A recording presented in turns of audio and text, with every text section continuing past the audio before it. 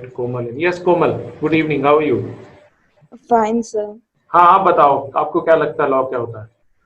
Sir, law is a state of rules decided by a particular state meant for the purpose of keeping the peace and security of society. ठीक है, तो by and large, thank you Komal, by and large आप सबको ये लगता है कि law एक सेट ऑफ रूल्स है, ये तो हम सबको क्लियर है, यस नो, राइट? ये हमको क्लियर है कि law is a set of rules, right? ये this all of us have decided कि law is a set of rules, ठीक है? अब मैं इसको बहुत सिंपल तरीके से बताता हूँ, फिर आज हम और आगे बढ़ जाएंगे। देखो please understand, what is the intention of human race?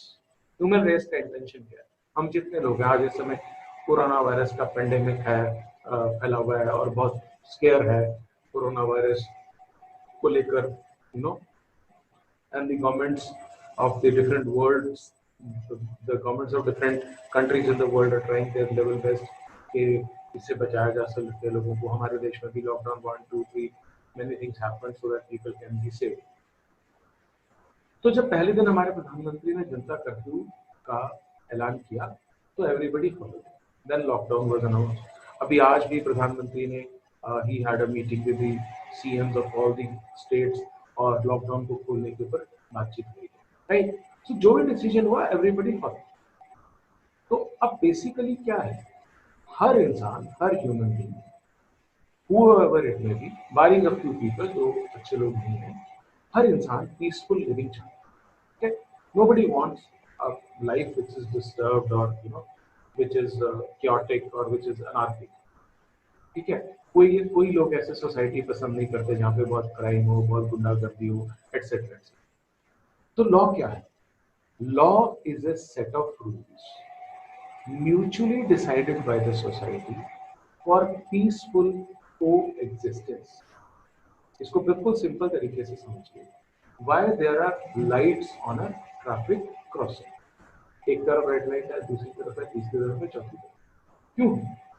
एक तरफ ग्रीन लाइट होती है, तीन तरफ रेड लाइट होती है, एक तरफ का ट्रैफिक बहुत आराम से पास करता है। Same it happens with every four wheels.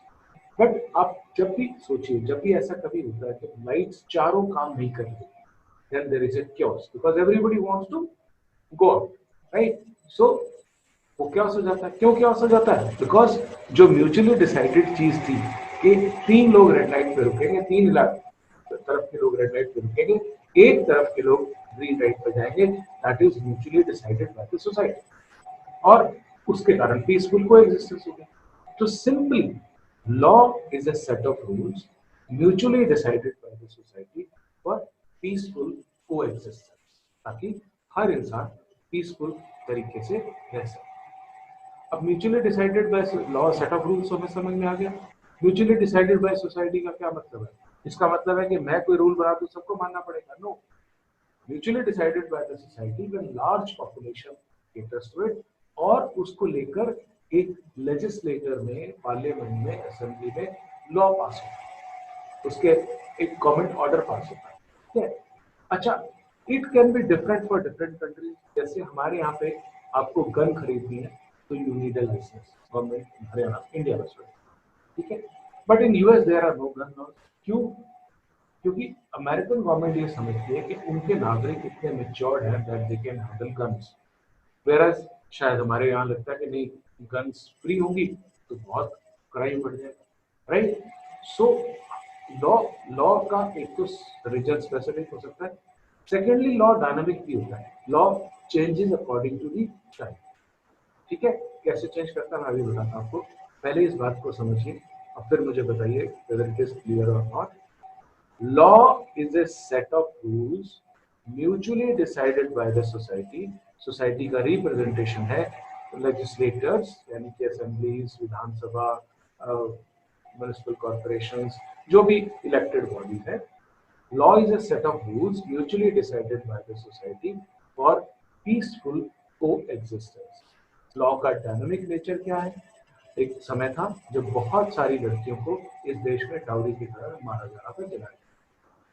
नया डाउरी एक्ट इंट्रोड्यूस हुआ, नया लॉ इंट्रोड्यूस हुआ, तो इतना सख्त था, इतना डिफरेंट ढंग का था that suddenly the rate of dowry deaths has dropped. Same is happening with some other things also. जैसे अभी कोविड-19 के दौरान जब हेल्थ वर्कर्स कुछ लोगों को उनका टेम्परेचर, बॉडी टेम्परेचर या देखने के लिए गए कि क्या वो कोविड से अटैक, उनको कोविड का इन्फेक्शन है या नहीं है, तो some health workers were attack, तो गवर्नमेंट ब्रॉट एन ऑर्डिनेंस, एक ऑर्डिनेंस ले आई, एक गवर्नमेंट ऑर्डर ले आई कि अगर कोई अब हेल्थ वर्कर्स पर अटैक करेगा तो that will be an offence, और उसको बहुत सीरियस ऑफेंस बना दिया। ठीक है, तो लॉ में क्या हो गया? Law is a set of rules mutually decided by the society for peaceful coexistence, and since human nature, इंसान जो है और civilization, both human and human civilization दोनों डायनामिक है, they keep changing from time to time, इसलिए law भी dynamic है। I hope this makes it clear to you, simple for you. If it is clear, please type CLR. Hi, good evening, Jagriti. Okay, lovely. बस बहुत बढ़िया, ठीक है, ठीक है। तो बिल्कुल सिंपल तरीके से मैंने आपको समझा दिया कि लॉ क्या होता है, राइट। अब हम आगे बढ़ते हैं, मैं आपको कुछ चीजें अभी दिखा देता हूँ। What is law? ये देखिए, मैंने कहीं से एक किसी राइटर का लिखा हुआ पढ़ा है। He says system of rules lays down standards to which we ought to conform। लगभग वही बात है जो मैंने कही है, legal rule, moral rule, social convention. Difference क्या है? फेलियर अगर आप होते हैं तो आपको पेनल्टी होगा। Law is never static, it is always dynamic. और मेरे ख्याल से अगर हम आप लोग अभी, आप हालांकि बहुत छोटे हैं, you are in just class 11th और 12th, लेकिन फिर भी आपने ये चीज ऑब्जर्व की हो।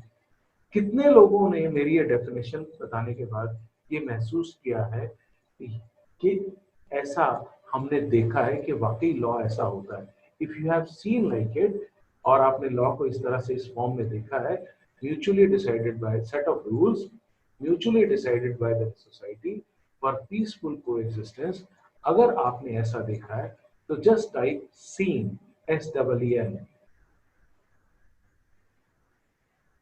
विनय Shankar, I just repeat it बेटा।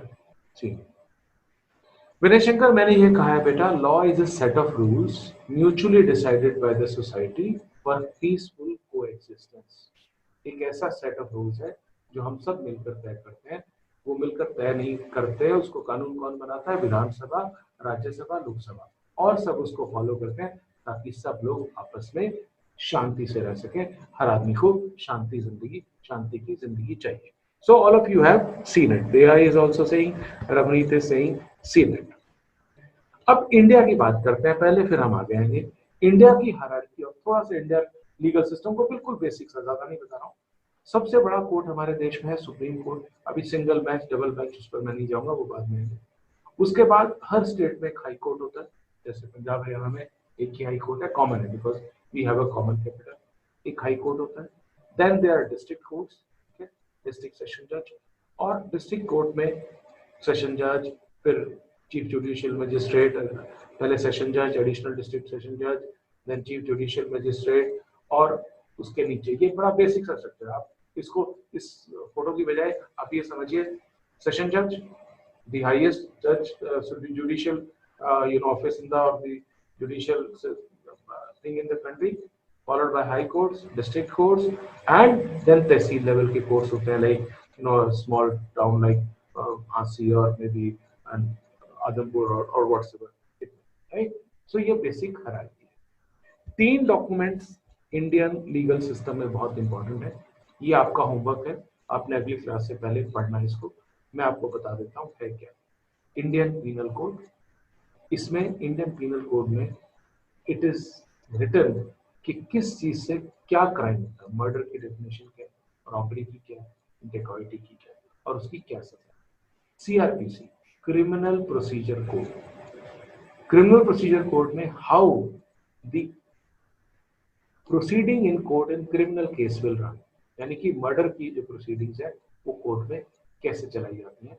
This is CRPC and CPC, civil procedure code.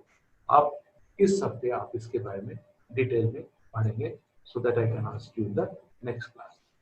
अब तक ये सब आपको क्लियर है? Is it clear till now? Yes you right Sarvesh? Okay ठीक है, गुड। अब हम आगे बढ़ते हैं यहाँ से। सान्या अभी नहीं पढ़ेंगे बेटा, इस चक्कर में ट्रिब्यूनल कोड्स मैंने बताया ना आपको, अभी बेसिक है, वो आगे चलेंगे, आगे बात करेंगे उसके बारे में। Is it okay Sanya? Tribunals होते हैं, ठीक है। आज हम लॉ ऑफ टॉर्ट से शुरुआत करें। अब देखिए, पहले हम समझते हैं सिविल रॉन्ग्स और क्रिमिनल रॉन्ग्स क्या होते हैं, क्योंकि आज हम सिविल लॉ की बात करने वाले हैं। जहां पर भी दो लोगों के बीच में डिस्प्यूट, मान लीजिए मैं एक नया म्यूजिक सिस्टम लाया, मैंने अपने घर के दरवाजे बंद कर दिए, पर मैंने खूब जोर जोर से म्यूजिक सिस्टम बताया, मेरे घर से वो बहुत आवाजें निकली और पड़ोसी के घर में गई, रात को उनकी नींद डिस्टर्ब हुई, उनकी तबीयत खराब होगी, he had to be taken to a doctor, और उनको डॉक्टर के पास ट्रीटमेंट कराना पड़ा।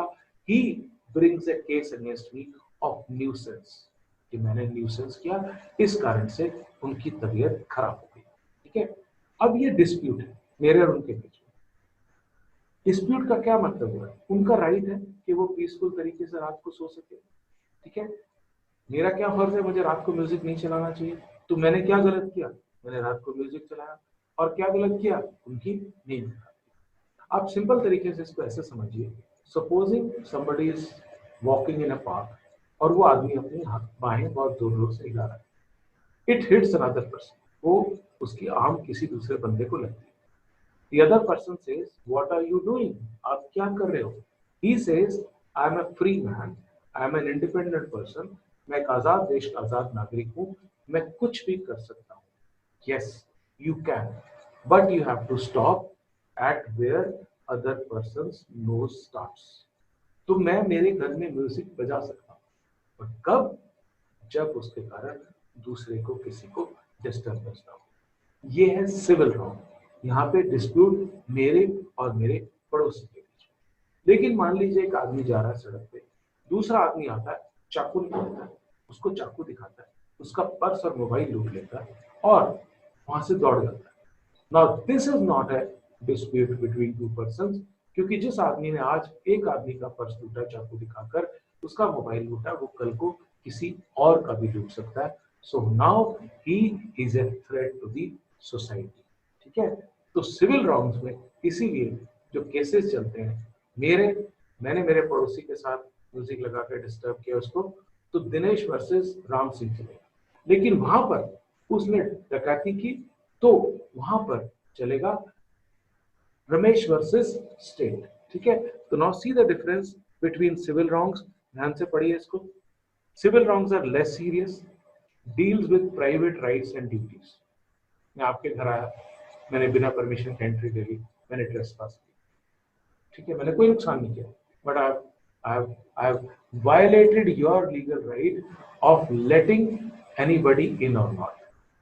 मैंने आपका वो लीगल राइट कि आप किसको अपने घर में आने दें या ना आने दें, वो वायलेट किया है, ठीक है। बहुत बार मैं शब्द इस्तेमाल करूंगा इंजरी, लीगल इंजरी। इंजरी का मतलब हमेशा चोट नहीं होता, लीगल इंजरी का मतलब है लीगल राइट वायलेट हो जाना। तो सिविल रॉन्ग में क्या हो गया? प्राइवेट राइट्स के बारे में हो गया, प्राइवेट ड्यूटीज के बारे में हो गया। एज सिटीजन जैसे हमारे राइट्स हैं, वैसी हमारी ड्यूटीज भी है to take care of others, ठीक है। Brought by individuals, plaintiff. Now who is plaintiff? The one who files a case. मेरे को पड़ोसी ने डिस्टर्ब की मेरी रात, मैंने उस पर केस किया, आई एम प्लेंटिफ। और वो क्या है? डिफेंडेंट। वो क्या है? डिफेंडेंट, या रिस्पोंडेंट भी कह सकते हैं, ठीक है। उसमें डैमेजेस मिलेंगे आपको, डैमेजेस मिलेंगे, यस सर्वे स्टेट वर्सेस, ठीक है, डैमेजेस मिलेंगे, फॉर एग्जांपल न्यूसेंस, नेग्लिजेंस। और क्रिमिनल में क्या होगा? Criminal is very serious nature of, ठीक है, deals with offences against society as a whole, brought about by state.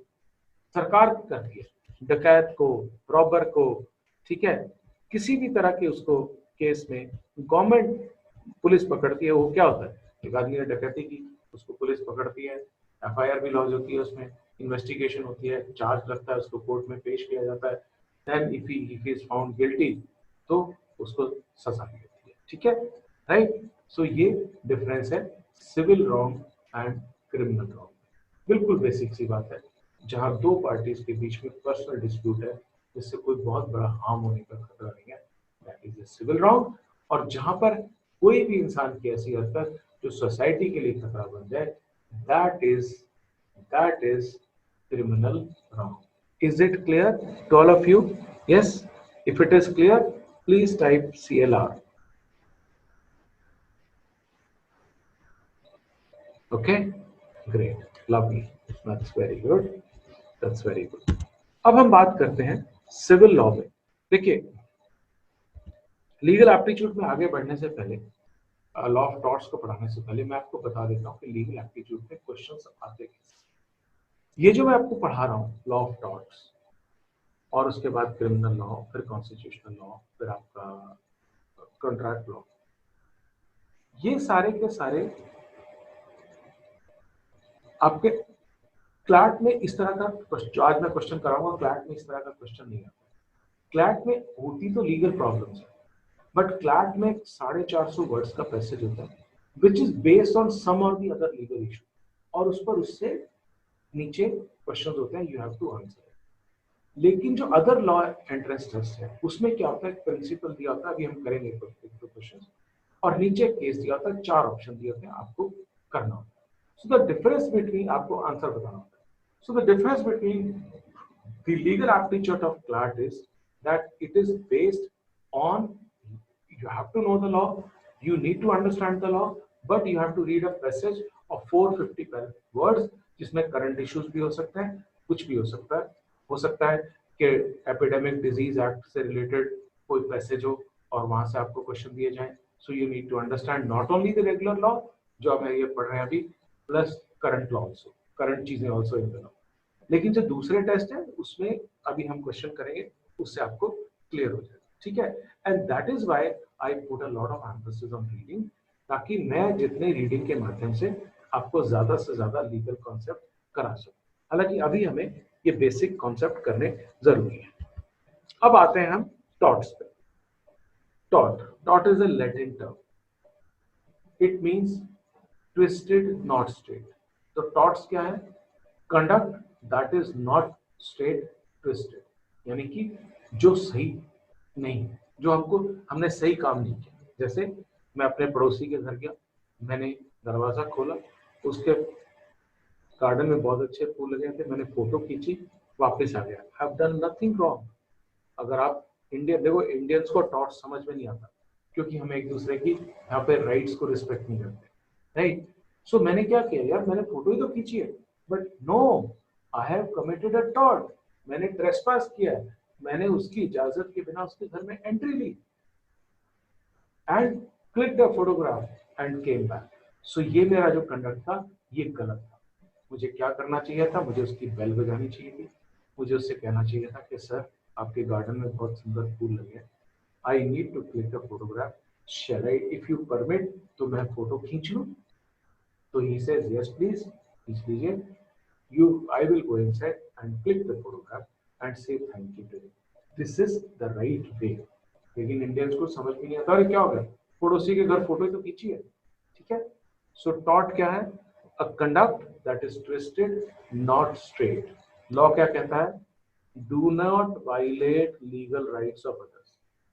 इस केस में मेरे पड़ोसी का लीगल राइट क्या है कि वो मुझे अपने घर आने दे या आने दे, ना आने दे, फोटो खींचने दे या ना खींचने दे, his wish, her wish, वो उनकी मर्जी है, वो मुझे आने दे या ना आने दे, ठीक है, राइट।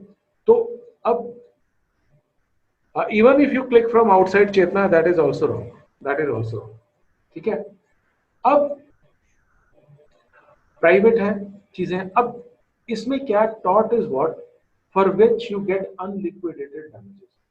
अनलिक्विडेटेड डैमेजेस का क्या मतलब है, देखिए आपका पेपर है, मान लीजिए आपका क्लैट का पेपर है या आपका यूनिट टेस्ट है या स्कूल में कोई पेपर है, आपके पड़ोस में कोई अंकल है, वो रात को जोर से गाने चलाते हैं, आपकी नींद डिस्टर्ब होती है, आपका पेपर खराब हो जाता है। You go to the court, you tell the court के सर मेरा पेपर खराब हो गया इस आदमी के कारण, इसने रात भर म्यूजिक चलाया, ये देखिए प्रूफ है, ये रिकॉर्डिंग है, ये फोटो है, ये एक्सेट्रा एक्सेट्रा। राइट, मुझे डैमेजेस दिलवाए जाए। अब हो सकता है आपका यूनिट टेस्ट हो तो कोर्ट कुछ तो खाली वार्निंग दे दे, यूनिट टेस्ट है कोई खास नुकसान नहीं हो, कोर्ट उसको बोल दे दोबारा मत करना ऐसा, that is called injunction, stopping. या कोर्ट को लगता है चलो आपका टर्म एग्जाम था थोड़ा लॉस हो गया, कोर्ट उसको कुछ डिसाइड कर ले कि कुछ उसको डैमेजेस कर दे। अनलिक्विडेटेड डैमेजेस का मतलब जो प्री डिफाइंड, जैसे इस बात को समझिए, सपोज कीजिए मुझे भूख लगी, आई गो टू अ शॉप, मैं उसको बोलता हूँ यार मेरे पास पैसे नहीं है बट ये पेन है, पियर कार्डिन है, दिस इज एक्सपेंसिव पेन, 500-600 रुपए का आता है, आप ये 500 रुपए का पेन रख लो और मुझे लंच का। दी फूड शॉप ऑनर और द ईटरी ऑनर सेज अरे भैया इसकी वैल्यू तो 50 रुपए, एक बर्गर खाना है तो खाओ वरना जाओ। ऑन दी कॉन्ट्री, मैं दुकान पे जाता हूँ, I take out a note of 500 rupees from my pocket and tell him कि 500 रुपए दे दो और खाना दे दो, तो ही हैज टू गिव, क्योंकि वो लिक्विड है, उसकी प्री डिफाइंड वैल्यू है, जबकि पेन की प्री डिफाइंड वैल्यू नहीं है। सिमिलरली मर्डर का अगर साबित हो जाता है तो मर्डर की प्री डिफाइंड सजा है, रॉबरी की प्री डिफाइंड सजा है, बट मैंने रात भर जागरण किया, पड़ोसी की नींद खराब की, उसकी तबीयत खराब होगी, there is no return this thing के उसको कितने डैमेजेस मिल सकते हैं, that is why this is called unliquidated damages, right. और लिक्विडेटेड क्या है, जो previously agreed. Is it clear all of you able to understand this? क्या रिपीट करूं सर्वेश बताओ। सर्वेश सिंपल सी बात है, देखो आप एक बंदे ने मर्डर कर दिया, प्रूव हो गया, तो उसमें सजा डिफाइंड आईपीसी के अंदर कि इसको इतनी सजा मिलेगी। लेकिन मैंने मान लो मैं आपके घर के बाहर गाड़ी खड़ी करके चला गया, आपको कहीं जाना था, आप मेरे कारण 1 घंटा लेट हो गया, आपकी अपॉइंटमेंट कैंसिल होगी, अब वो आप कोर्ट को बोलते हो कि इसके कारण मेरा इतना लॉस हो गया, वो तो कोर्ट डिसाइड करेगा ना हुआ भी या नहीं हुआ। This is unliquidated because it was not predefined. Is it clear Sarvesh? Unliquidated, pen की कोई वैल्यू नहीं है मार्केट में, ठीक है Sarvesh, is it okay? Okay चलिए, सो अब ये जो मैंने इसमें लिखा है बहुत टेक्निकल लैंग्वेज है, how is it taught committed. मैं आपको बहुत सिंपल तरीका बताता हूँ, प्लीज अंडरस्टैंड। मैं चाहो तो मैं ये टेक्निकल लैंग्वेज पढ़ सकता हूँ, बट हम लॉ कब ब्रेक करते हैं, दो कंडीशंस में लॉ टूटता है, लॉ को हम तोड़ते हैं, ओमिशन और कमीशन, यानी कि ओमिट करते हैं कमिट करते हैं। First is I was not suppose to do something, I did it, I broke the law. जो मुझे नहीं करना था मैंने कर दिया, मैंने लॉ तोड़ दिया। I was suppose to do something, I did not do it, मैंने लॉ तोड़ दिया। मेरे को जो करना था वो मैंने नहीं किया, मैंने लॉ तोड़ दिया, जो मुझे नहीं करना था वो मैंने कर दिया, लॉ तोड़ दिया। दिस इज ओमिशन और commission. It is very simple. इतनी लंबी इनको टेक्निकल लैंग्वेज आपको पढ़ने की जरूरत नहीं है, ठीक है, आपकी बुक्स में वैसे भी सब कुछ ये मेंशन है, ठीक है। सो समझ में आ गया लॉ कब ब्रेक होता है, what are the two conditions when the law is broken, yes और नो, यस और no, are you clear on this everybody?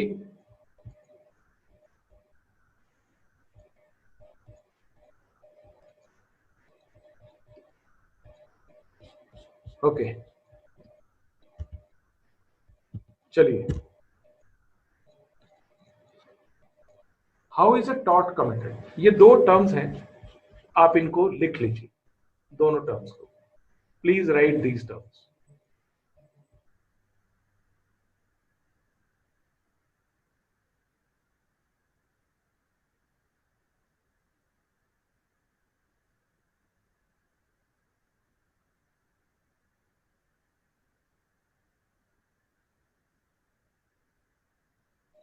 Yes, please right both these terms.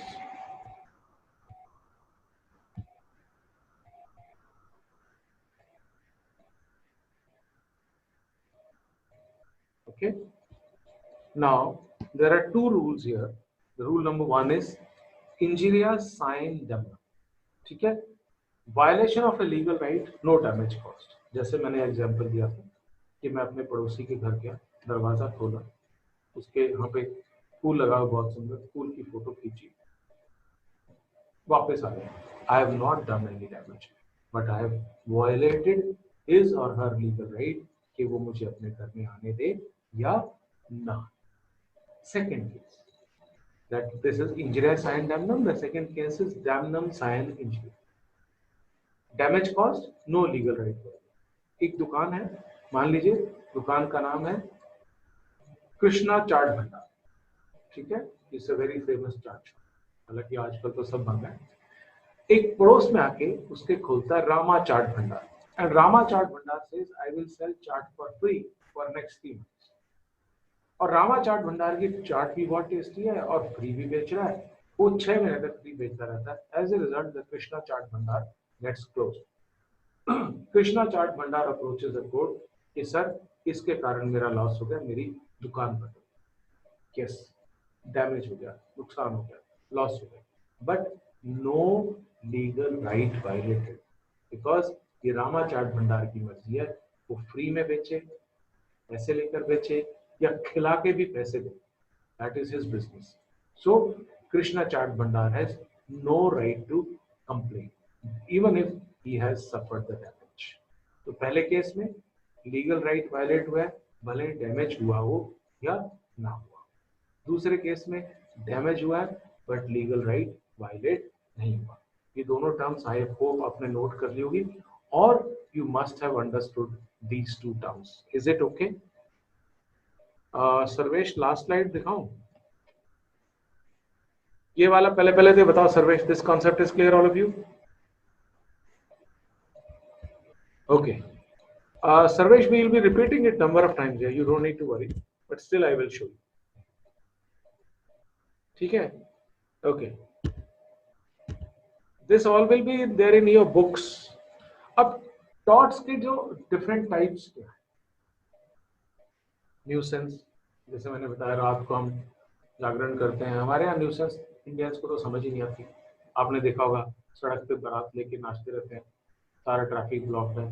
नहीं, हमारे यार की शादी है, ठीक है, रात को 1-1, 2-2 बजे तक डीजे बजाते हैं, 3 बजे तक डीजे बजाते हैं. All that this is nuisance, negligence. केला सड़क सड़क सड़क पर फेंक दिया, कुछ भी कर दिया ऐसा जिससे दूसरे को परेशानी हुई, this is negligence. Defamation, Indians are masters at defamation. Defamation क्या होता है? बिना किसी वेरिफिकेशन के किसी के ऊपर कोई भी कमेंट करना, उसके बारे में कोई भी एलिगेशन या इल्जाम. इंडिया मैच हार जाता है क्रिकेट का, ठीक है, मान लीजिए किसी टीम से हार गया, छोटी सी टीम से, तो बोल देते हैं टीम बिक गई, सबने पैसे खा लिए, जैसे आपको पता हो कि टीम ने पैसे खाए. किसी के बारे में हम कुछ भी बोल देते हैं without verification, this is called defamation. Malicious prosecution, जब हम किसी के ऊपर उसको नुकसान पहुंचाने के इरादे से झूठा मुकदमा चलाते हैं, दैट इज मैलिशियस प्रोसिक्यूशन. इसकी डिटेल हम आगे करेंगे. Trespass, unauthorised illegal entry. ठीक है, अब आगे चलते हैं. हम टॉर्ट्स को बाद में समझेंगे, पहले हम समझेंगे डिफेंसेस. कि अगर आपके पास कोई आता और उसने कुछ कर दिया, उसने कहा साहब मेरे पे केस हो गया, आप मुझे बचाइए, तो आप उसको कैसे बचाएंगे? क्या क्या डिफेंस टॉर्ट में बनेगा? टॉर्ट में नेग्लिजेंस हो गया, न्यूसेंस हो गया, कुछ भी हो, ठीक है. तो पहला पहला जो डिफेंस है that is voluntary non fit injury. यानी कि अगर हम कोर्ट में ये प्रूव करते हैं that there is a person who has voluntarily taken a risk, अपनी मर्जी से इसने रिस्क लिया है, फ्री कंसेंट था इसका, इसके ऊपर कोई प्रेशर नहीं था, and then he got hurt, उसको कुछ चोट लग गई, तो I am not liable. For example, मान लीजिए मैं मेरे ऑफिस में आपकी बुक्स का, नई बुक्स का पैकेट है, 200 केजीज का पैकेट है, मैं अपने पियोन को बोलता हूँ इसको सेकंड फ्लोर पे गोडाउन में चढ़ा. He says sir it is very heavy, मेरे को चोट लगी. I say no no no you have to do it. वो उठा के जाता है, उसको चोट लग जाती है, ही आस्क्स फॉर डैमेजेस. वो कोर्ट में जाता है, मैं बोलता हूँ सर वॉलंटरली किया, इसने अपनी मर्जी से किया, but no it was not voluntarily, he was forced, there was no free consent. लेकिन अगर हम सड़क बाहर मार्केट से 2 मजदूरों को बुला के लाते हैं, उनको बोलते हैं कि ये पैकेट आपको ऊपर रखना है, आप कितने पैसे लेंगे? दे से 300 रुपीज. फिर वो पैकेट उठाकर लेके जाते हैं, जो लेबर है, एंड दे गॉट हर्ट, तब मैं लाइबल नहीं हूँ, कोई भी लाइबल नहीं है, बिकॉज दे न्यू कि पैकेट इतना भारी है, उन्होंने अपनी मर्जी से पैसे मांगे, there was no force, there was free consent, so it is a fit case of voluntary non fit injury. तो यह देखिए डेफिनेशन में क्या लिखा है, yes it will be acted upon, Sanya आजकल एक्टिंग होते हैं, yes that is why workers are employed on contract basis, you are right Sarvesh. Definition, अगर आसाना नेक्स्ट टाइम आपके पड़ोस में कोई जागरण करे, रात को चिल्लाए, तंग करे, तो पुलिस में रिपोर्ट कर देना, बंद करा देगी पुलिस। डेफिनेशन क्या है, when a person consents to the infliction of some harm upon himself, he has no remedy for that in टॉट। मुझे मालूम है मेरे को किसमें काम में रिस्क था, फिर भी मैंने वो किया और मुझे चोट लग गई मतलब फिजिकल इंजरी और legal injury, whatever it may be, and now I got hurt, now I want damages. अगर वॉलंटरली रिस्क लिया है, you will not get any compensation, लेकिन अगर फोर्स है तो ऑब्वियस है कॉम्पनसेशन मिलेगा, ठीक है। हाँ, इसमें रेस्क्यू केसेस में एप्लीकेबल नहीं होता है। क्यों नहीं होता? अगर एक बिल्डिंग में आग लगी है और आपने आके जाके बुझाया किसी को, तो आपने वॉलंटरी रिस्क लिया, तो इसमें आप नहीं कर सकते, हालांकि ये रियल लाइफ में कुछ इसका वैल्यू नहीं है। अब हम इसके ऊपर एक क्वेश्चन करते हैं। जो पहले क्लास में क्वेश्चन आते थे, क्वेश्चन करने से पहले सुनिए, जो क्वेश्चन आता था वो इस तरह से आता था। अभी क्या होगा, एक लंबा पैसेज होगा, वो भी मैं आपको कराऊंगा। इसमें ये बाकी सारे एग्जाम जो नॉन क्लैट है, उसमें क्लैट में भी आ जाते हैं अभी भी कभी कभार, लेकिन मेनली क्लैट में 450 वर्ड्स का पैसेज है, उस पर रीडिंग होगा। बट अब ये क्वेश्चन आता है, राइट? तो अब आप इस क्वेश्चन को करिए, मैं आपको I will give you 1 minute for that, right? Please solve this question and whosoever solves please type the answer। एक बात ध्यान रखना, आपका इसमें जो प्रिंसिपल को आंसर कैरी नहीं करेगा, जो आंसर प्रिंसिपल के हिसाब से नहीं होगा वो आपका आंसर नहीं हो सकता। एक क्लैट का रियल क्वेश्चन है, so just solve it.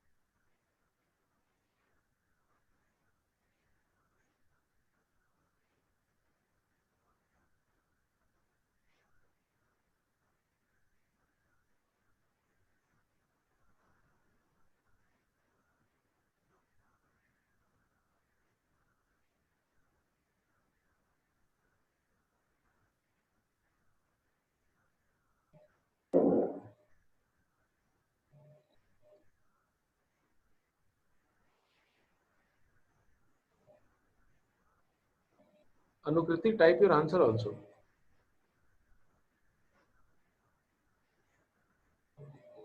yes the answer is a Sarvesh, D कैसे टाइप किया बेटा? You have not read the question carefully. देखो, मैंने आपको बोला था जो प्रिंसिपल को कैरी नहीं करेगा वो आपका आंसर नहीं हो सकता। प्रिंसिपल बोल रहा है as per the principle of voluntary non fit injury, a person who is aware of a risk and assume the risk voluntarily cannot claim the damages। देखो, हम किसी के ऊपर केस फाइल करते हैं तो जज जिस जिस भी एक्ट धारा में हमने केस फाइल किया, जज उसी के ऊपर सजा सुनाएगा ना, या जज अपनी मर्जी से कुछ भी करे। तो आप अपनी मर्जी कर रहे हो Sarvesh, you have gone out of the, हमने तो ये पूछा ही नहीं, हमने तो पूछा ही नहीं, ये पूछा है कि क्या नंदू को डैमेजेस मिल सकते हैं या नहीं मिल सकते as per the law. Is it clear Sarvesh?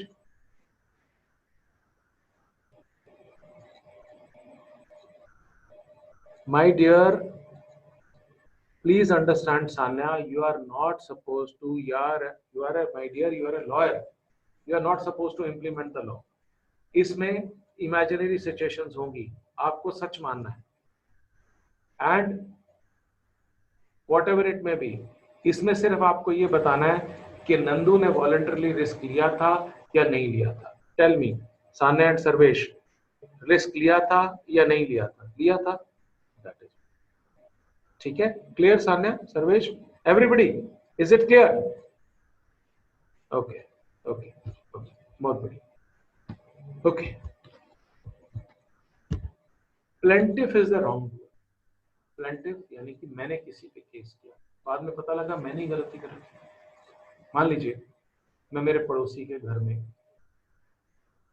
Gate खोलकर ट्रेसपास करके फोटो खिंचने जाता हूँ फूल की, राइट. उसके घर के अंदर एक खड्डा है जो मुझे दिखाई नहीं देता. आई फेल डाउन और मैं उस पर केस करता हूँ, मुझे चोट लगी इसके कारण. But I will not be able to get any damages because I am the wrong doer. So plaintiff is the wrong doer. अगर प्लेंटिफ खुद गलती पर है, जिसने खुद गलत काम किया है, तो उसको कभी भी कोई डैमेज नहीं मिलेगा. ठीक है. आई सफर एन इंजरी, आई से इंजरी वाज डिफरेंट. जैसे मेरे केस में मैंने गेट खोला, गेट का हैंडल भारी था, मेरे सिर पर लग गया. मैंने क्यों खोला गेट बिना परमिशन के, राइट. लेकिन इसका मतलब ये भी नहीं है कि डिफेंडेंट की जो मर्जी है वो करे. मान लीजिए मैं रोज अपने पड़ोसी के घर जाता हूँ, गार्डन उसका घर खोलता हूँ, गार्डन में फोटो खींचता हूँ, आ जाता हूँ. One fine day my neighbour get sick of me और वो एक बड़ा सा कुत्ता लाके मेरे ऊपर छोड़ देता है. I get hurt badly. Now I go to the court seeking damages. तो मेरा नेबर कहता है, सर ये मेरे घर में आया था विदाउट परमिशन.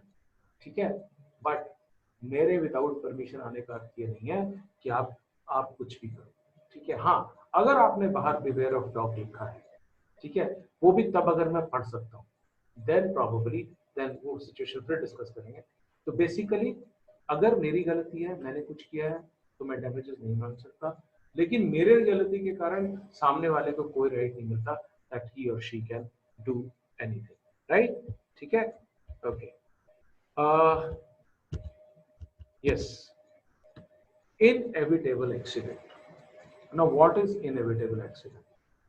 आप एक लेन में जा रहे हैं, आप मोहल्ले की अपने घर की गली में, सेक्टर की गली में जा रहे हैं.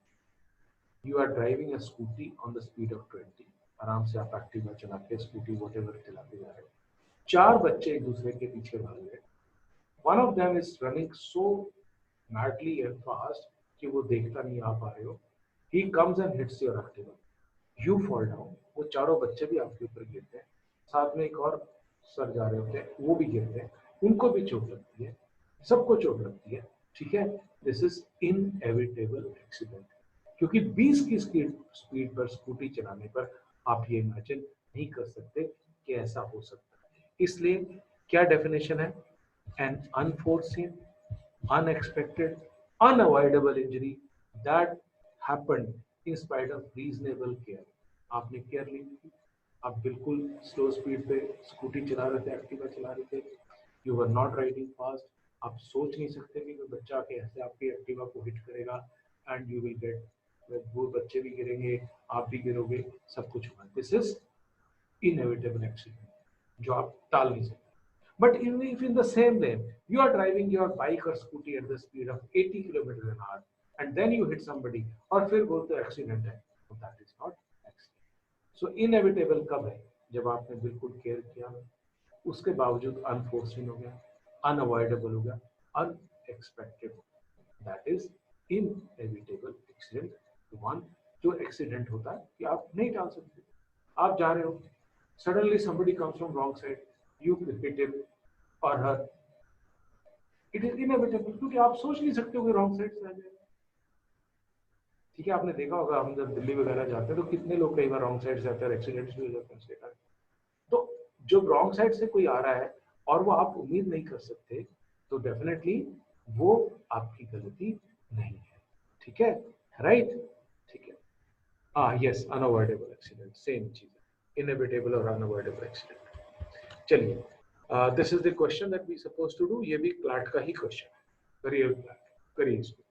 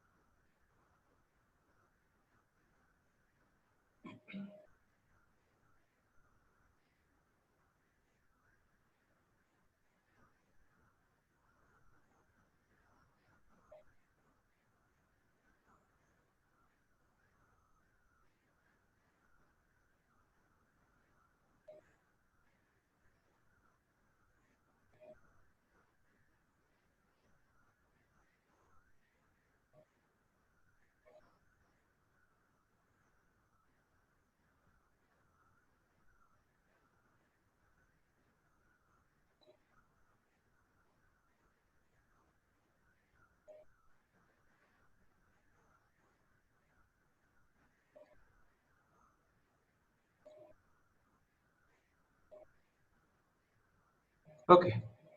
Now some people have answered A. That is wrong. C is the right answer. अब ये right answer क्यों है?